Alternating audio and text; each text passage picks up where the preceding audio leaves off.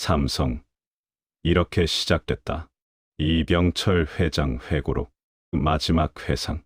1987년 11월. 서울 삼성 일요원 VIP실. 희뿌연 담배 연기가 창문 밖 한강을 바라보는 내 시선을 흐렸다. 의사들은 금연을 권했지만 이미 80을 바라보는 나이에 무슨 소용인가.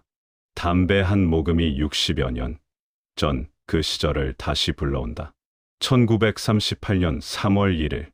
그날이 모든 것의 시작이었다. 12세 청년의 결심.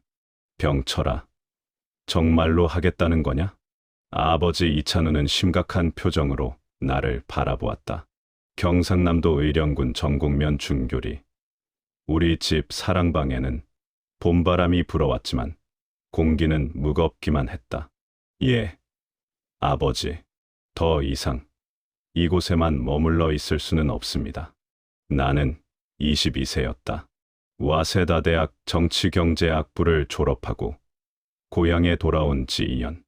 그동안 나는 답답함에 몸부림쳤다. 일본 유학 시절 본 근대적 상업의 모습들, 백화점과 공장들, 그리고 조선 총독부의 산업 정책들, 모든 것이 변화를 예고하고 있었다. 대구에서 사업을 하겠다는 게냐? 예, 쌀 가게부터 시작하려 합니다. 아버지는 오랫동안 침묵했다. 우리 집안은 대지주였다. 논 300마지기를 소유한 분홍이었고, 아버지는 내가 고향에서 땅을 관리하며 평안하게 살기를 원했다. 하지만 나는 달랐다. 일본 놈들이 우리 땅에서 쌀을 가져가는 것만 보고 있을 수는 없습니다. 우리도 상업에 뛰어들어야 합니다. 위험하다. 사업이란 것이 그리 호락호락한 게 아니야. 위험을 감수하지 않으면 아무것도 이룰 수 없습니다. 결국 아버지는 승낙했다. 하지만 조건이 있었다. 3년이다. 3년 안에 성과를 내지 못하면 고향으로 돌아와라. 알겠습니다. 그렇게 나는 아버지로부터 자본금을 받았다. 정확한 액수는 기억나지 않지만 당시로는 상당한 금액이었다. 그 돈으로 나는 대구로 향했다. 삼성상회의 탄생. 대구 수창동. 1938년 3월 1일 오전 9시. 나는 작은 점포 앞에 서 있었다. 가로 3m, 세로 5m 남짓한 조그마한 건물. 이곳이 삼성의 시작점이었다. 삼성상회. 간판을 올리는 순간 가슴이 뛰었다. 삼성산싱. 세 개의 별이라는 뜻이었다. 크고 밝고 오래가라는 의미를 담았다. 사장님, 첫날부터 손님이 많이 오시네요. 함께 일하게 된 직원 김 씨가 신기해했다. 개업 첫날부터 쌀을 사려는 사람들이 줄을 섰다. 이유는 간단했다. 나는 다른 쌀 가게들보다 질 좋은 쌀을 조금 더 싸게 팔기로 했기 때문이다. 김 씨, 우리가 다른 가게와 경쟁하려면 남들과 다르게 해야 합니다. 품질은 좋게, 가격은 합리적으로, 그리고 서비스는 친절하게. 하지만 그러면 이익이, 당장의 이익보다는 신용이 먼저입니다. 신용이 쌓이면 이익은 자연히 따라옵니다. 실제로 그랬다. 삼성상회의 쌀은 입소문을 탔다. 몇 달 지나지 않아 대구 일대의 소매상들이 우리에게서 쌀을 떼어가기 시작했다. 소매에서 도매로 사업이 확장된 것이다. 하지만 순탄하지만은 않았다. 첫 번째 시련. 1939년 여름. 큰 위기가 찾아왔다. 일제강점기 말기로 접어들면서 쌀 유통에 대한 통제가 심해졌다. 조선 총독부는 미국 배급 통제법을 발표했고 쌀 거래는 사실상 정부 허가제가 되었다. 이병철, 자네 사업을 접어야겠네. 대구상공회의소 관계자가 찾아와 통보했다. 일본인들이 주도하는 미국 상들만 영업을 계속할 수 있다는 것이었다. 그날 밤 나는 잠을 이룰 수 없었다. 1년 반 동안 쌓아온 모든 것이 무너지는 순간이었다. 하지만 포기할 수는 없었다. 다른 사업을 해야겠습니다.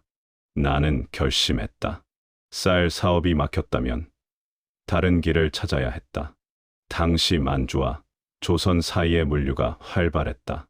특히 만주에서 나는 콩과 수수, 조선에서 나는 해산물과 수공예품들이 서로 거래되고 있었다. 운송업을 시작합시다.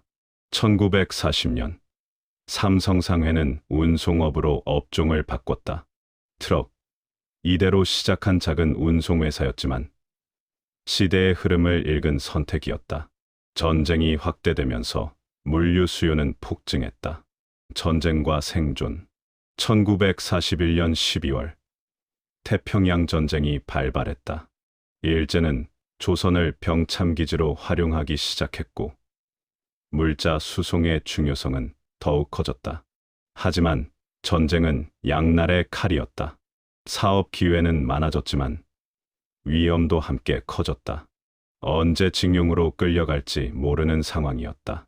사장님, 일본군에서 트럭을 징발한다고 합니다. 그럴 줄 알았습니다. 미리 준비해둔 게 있습니다. 나는 이미 대비책을 마련해 두었다. 트럭들을 여러 명의 명의로 분산시켜 두었고 일부는 만주와 중국 쪽으로 피신시켜 두었다. 위험을 분산시키는 것이 생존의 핵심이었다. 1943년 상황은 더욱 악화되었다. 일제는 조선인 기업가들을 의심의 눈초리로 바라보기 시작했다. 특히 사업이 잘 되는 조선인들은 감시 대상이 되었다. 이병철, 자네가 항일 운동과 연결되어 있다는 제보가 있었네. 일본인 헌병이 찾아왔다. 나는 진땀을 흘렸다. 실제로는 그런 연결고리가 없었지만 의심을 받는 것만으로도 위험했다. 그런 일은 절대 없습니다. 저는 오직 사업에만 전념하고 있습니다. 그럼 증명해보게. 조선 총독부의 전쟁 물자 수송에 적극 협조한다면 의혹을 풀어주지. 어쩔 수 없는 선택이었다. 나는 일제의 전쟁 물자 수송에 협력할 수밖에 없었다. 생존을 위한 불가피한 선택이었지만 마음속 깊이 죄책감이 자리 잡았다. 해방과 새로운 시작. 1945년 8월 15일. 해방. 라디오에서 흘러나오는 일왕의 항복 선언을 들으며 나는 복잡한 감정에 휩싸였다. 기쁨과 동시에 두려움이 밀려왔다. 일제강점기 동안 일본과 협력한 기업가들에 대한 청산이 시작될 것이라는 소문이 돌고 있었다. 사장님, 이제 어떻게 하시겠습니까? 직원들이 불안해했다. 당시 삼성상회는 트럭 수십 대를 보유한 제법 큰 운송회사로 성장해 있었다. 새로 시작해야 합니다. 완전히 새롭게. 나는 결심했다. 과거를 청산하고 새로운 사업으로 출발하기로 했다. 해방 후 조선은 물자가 부족했다. 특히 설탕, 직물, 생필품들이 절실히 필요했다. 1947년 나는 서울로 진출했다. 중구 복내동에 삼성물산을 설립했다. 무역업이었다. 해외에서 물건을 들여와 국내에 공급하는 사업이었다. 부산항에 설탕을 실은 배가 들어온다고 합니다. 즉시 계약을 체결합시다. 설탕 수입은 대성공이었다. 해방 후 단맛에 굶주렸던 사람들이 설탕을 찾았다. 하루에 몇 톤씩 팔려나갔다. 하지만 더 큰 기회가 기다리고 있었다. 한국 전쟁과 도약. 1950년 6월 25일. 한국 전쟁이 발발했다. 서울에서 사업을 하던 나는 급히 부산으로 피난을 가야 했다. 모든 것을 잃었습니다. 서울의 사무실과 창고는 전쟁으로 인해 잿더미가 되었다. 하지만 나는 포기하지 않았다. 전쟁 중에도 사람들은 살아가야 했고 필요한 물건들이 있었다. 부산에서 나는 새로운 기회를 발견했다. 유엔군들이 필요로 하는 각종 생필품과 식료품을 공급하는 일이었다. PX 납품업을 시작합시다. 미군 PX 피오스 엑스체인지에 각종 물품을 납품하는 사업은 큰 성공을 거두었다. 전쟁이라는 불행한 상황이었지만 사업가로서는 기회를 놓칠 수 없었다. 1953년 휴전 후 나는 다시 서울로 돌아왔다. 전쟁으로 폐허가 된 서울을 보며 다짐했다. 이제 진짜 시작입니다. 우리나라를 다시 일으켜 세워야 합니다. 제조업으로의 전환. 1954년 나는 중요한 결정을 내렸다. 단순한 무역업에서 벗어나 제조업으로 진출하기로 한 것이다. 설탕 공장을 짓겠습니다. 설탕 공장이요. 너무 위험하지 않습니까? 주변에서는 만류했다. 당시 한국에는 제대로 된 설탕 공장이 없었다. 모든 설탕을 수입에 의존하고 있었다. 그래서 기회입니다. 우리가 만들 수 있다면 수입을 대체할 수 있습니다. 1956년 부산에 제1제당을 설립했다. 한국 최초의 본격적인 설탕 공장이었다. 처음에는 시행착오가 많았다. 기술도 부족했고 숙련된 인력도 없었다. 사장님, 설탕 품질이 일정하지 않다고 불만이 많습니다. 일본에서 기술자를 데려옵시다.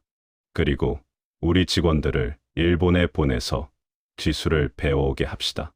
기술 도입과 인력 양성에 과감하게 투자했다.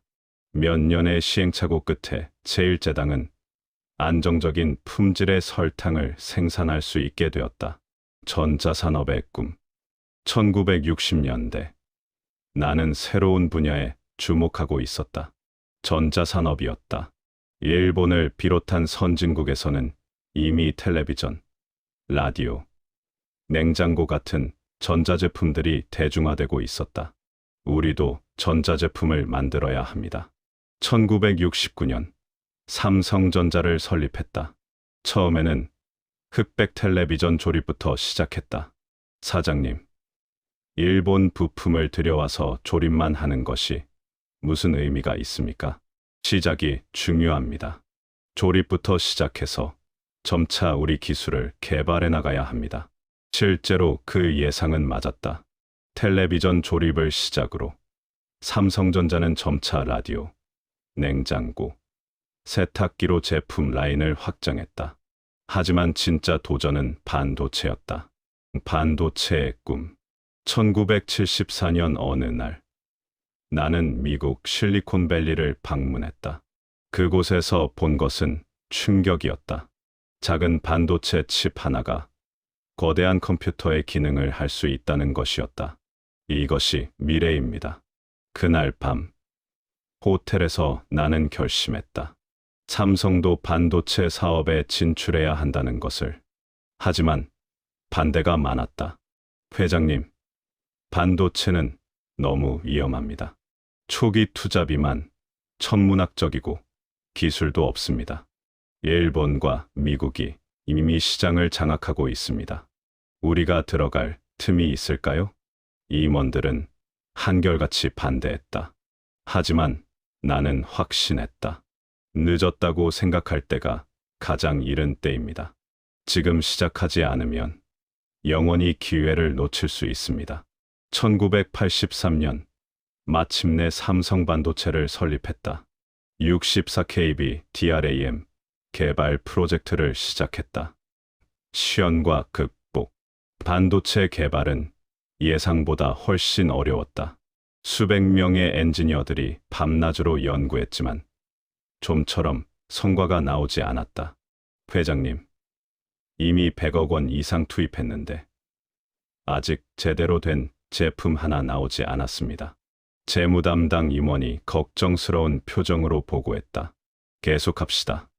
반도체는 하루아침에 되는 것이 아닙니다. 1984년 드디어 첫 번째 64KB DRAM이 개발되었다. 시제품을 손에 들고 보는 순간 감격스러웠다. 작은 칩 하나에 우리의 모든 노력이 담겨 있었다. 하지만 진짜 시련은 그때부터였다. 제품을 만드는 것과 시장에서 팔리는 것은 별개의 문제였다. 일본과 미국 제품들과의 경쟁에서 살아남아야 했다. 품질을 높이고 가격을 낮춰야 합니다. 그러면 적자입니다. 당분간 적자를 감수하더라도 시장 점유율을 높여야 합니다. 그래야 나중에 기회가 옵니다. 몇 년간 적자를 감수하며 버텼다. 그 결과 1980년대 후반 삼성 반도체는 세계 메모리 반도체 시장에서 주요 업체로 성장할 수 있었다. 아시안 게임과 올림픽 1986년 서울 아시안 게임 1988년 서울 올림픽 이 두 국제대회는 삼성에게 엄청난 기회였다. 삼성을 세계에 알릴 절호의 기회입니다. 나는 올림픽 공식 스폰서가 되기로 결정했다. 당시로서는 매우 큰 결단이었다. 스폰서십 비용만 수십억 원이었다. 너무 많은 돈입니다. 그 돈으로 광고를 하는 게 낫지 않을까요? 아닙니다. 올림픽은 다릅니다. 전 세계 사람들이 동시에 보는 행사입니다. 이런 기회는 다시 오지 않습니다. 올림픽 스폰서십은 대성공이었다. 샘성이라는 브랜드가 전 세계에 알려졌다. 특히 전자제품 분야에서 삼성의 인지도가 크게 높아졌다. 글로벌 진출 1990년대 삼성은 본격적인 글로벌 진출을 시작했다. 나는 이미 70대 중반이었지만 여전히 새로운 도전에 대한 열정은 식지 않았다. 중국에 진출해야 합니다. 1992년 한중 수교 이후 중국은 거대한 시장으로 떠올랐다. 13억 인구의 중국에서 성공한다면 삼성의 미래는 밝았다. 텐진에 첫 번째 중국 공장을 설립했다. 처음에는 현지 적응이 쉽지 않았다. 문화도 다르고 제도도 달랐다. 현지 인재를 적극 활용해야 합니다. 그들이 중국을 더 잘 알고 있습니다. 중국인 임직원들을 과감하게 등용했다.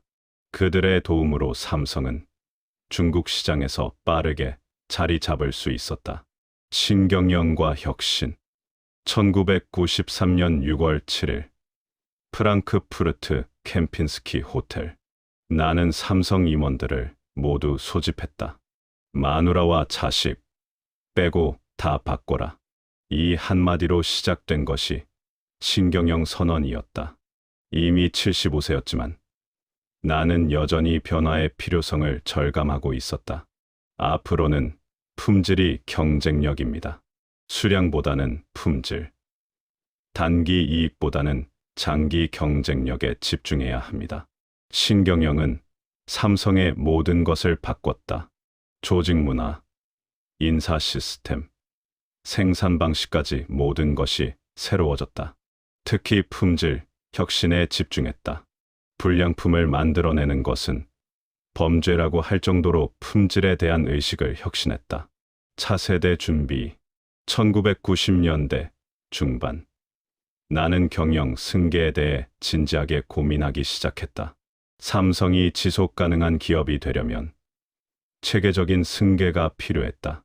아들이라고 해서 당연히 경영권을 물려받는 것은 아닙니다. 능력을 보여줘야 합니다. 둘째 아들 건희에게 기회를 주기로 했다. 하지만 그 전에 충분한 경험을 쌓게 했다. 해외 법인장도 하고 다양한 사업 부문에서 일하게 했다. 경험이 최고의 스승입니다. 책으로만 배운 경영은 현실에서 통하지 않습니다. 한국 경제와 함께한 60년 1997년 외환위기가 닥쳤을 때 나는 이미 80세가 다 되어가고 있었다. 하지만 위기를 보면서 옛날 생각이 많이 났다. 우리가 경험한 것이 이번이 처음이 아닙니다. 일제강점기도 있었고 전쟁도 있었고 여러 경제적 어려움도 있었습니다. 삼성도 구조조정을 피할 수 없었다. 하지만 핵심 사업은 지켜냈다. 반도체, 전자, 건설 등 주력 사업들은 오히려 이 기회의 경쟁력을 더 강화했다. 위기는 기회입니다.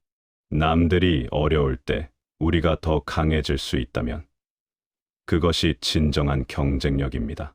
에필로그 영원한 꿈 1987년 11월 19일 나는 이 세상을 떠났다. 하지만 삼성은 계속되었다.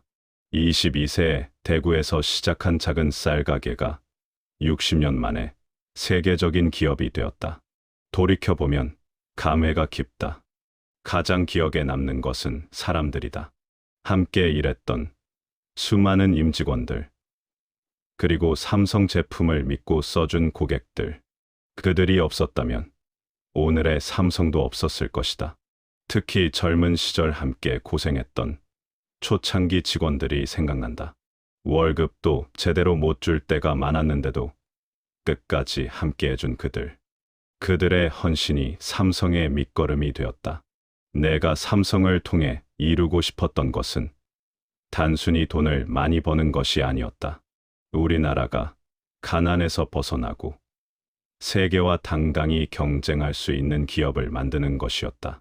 일제강점기를 겪으며 느꼈던 분함, 전쟁의 폐허 속에서 다짐했던 의지, 그 모든 것이 삼성을 키우는 원동력이었다. 물론 완벽하지는 않았다. 실수도 많았고 잘못된 판단도 있었다. 하지만 항상 미래를 내다보며 도전하려고 했다. 안주하지 않고 계속 변화하려고 했다. 기업의 생명은 영원하다. 이것이 내가 평생 믿고 실천했던 철학이다. 기업은 단순히 이익을 추구하는 집단이 아니라 사회에 기여하고 국가 발전에 이바지하는 존재여야 한다고 생각했다. 앞으로도 삼성이 이런 정신을 계속 이어가기를 바란다. 세계 최고의 기술로 인류의 삶을 더 풍요롭게 만드는 기업이 되기를 소망한다. 젊은 시절 대구 수창동 그 작은 가게에서 시작된 꿈이 이렇게 클 줄 누가 알았을까? 하지만 꿈은 꾸는 자의 것이다. 그리고 그 꿈을 현실로 만드는 것은 끊임없는 노력과 도전이다. 마지막으로 나와 함께 삼성을 일군 모든 분들께 감사드린다. 그리고 앞으로도 삼성이 세계 속에서 우뚝 서기를 기원한다. 삼성, 이렇게 시작되었다. 부록, 미완의 꿈들. 내가 떠나면서 아쉬웠던 것들이 있다. 완성하지 못한 꿈들. 더 해보고 싶었던 일들이 남아 있었다. 자동차 산업. 1990년대 초. 나는 자동차 산업 진출을 심각하게 고려했다. 현대, 대우가 자동차를 만들고 있었지만 삼성도 할 수 있다고 생각했다. 전자 기술과 결합된 미래형 자동차를 만들고 싶었다. 자동차는 단순한 이동수단이 아닙니다. 앞으로는 전자제품이 될 것입니다. 하지만 여러 현실적 제약으로 인해 실현되지 못했다. 지금 생각해보면 아쉬운 일이다. 만약 그때 자동차를 시작했다면 지금쯤 전기차 시대를 선도하고 있을지도 모른다. 바이오 산업, 의료 분야에도 관심이 많았다. 삼성의료원을 만든 것도 그런 이유였다. 단순히 병원을 운영하는 것을 넘어서 의료기기, 신약 개발까지 진출하고 싶었다. 사람의 생명을 구하는 일보다 중요한 사업이 어디 있겠습니까? 반도체 기술을 의료 분야에 접목하면 혁신적인 의료기기들을 만들 수 있을 것이라고 확신했다. 아쉽게도 내 생전에는 본격화되지 못했지만 후배들이 이어가길 바란다. 우주, 항공산업, 가장 원대한 꿈 중 하나였다. 1980년대 후반, 미국에서 우주왕복선을 보면서 가슴이 뛰었다. 언젠가는 우리도 우주로 나가야 합니다. 삼성의 전자기술, 정밀 가공 기술이라면 항공우주 분야에서도 경쟁력이 있을 것이라고 생각했다. 인공위성용 부품부터 시작해서 점차 확대해 나가는 계획을 세웠지만 실현되지 못했다. 경영 철학 후배들에게 남기는 말. 1점. 인재가 전부다. 사람이 곧 회사다. 평생 강조했던 말이다. 아무리 좋은 기술이 있고 많은 자본이 있어도 그것을 운용할 사람이 없으면 아무 소용이 없다.